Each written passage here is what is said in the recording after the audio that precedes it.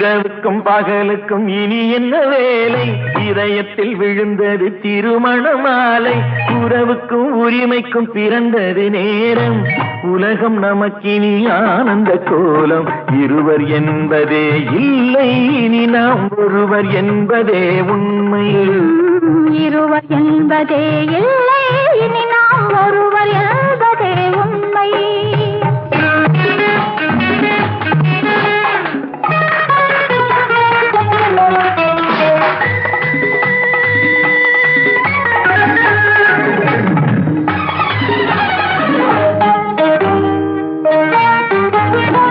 பாதி கண்களை மூடி திறந்து பார்ப்பதில் இன்பம். பாதி தூக்கத்தில் கூந்தலை தடவி ரசிப்பதில் இன்பம். பாதி கண்களை மூடி திறந்து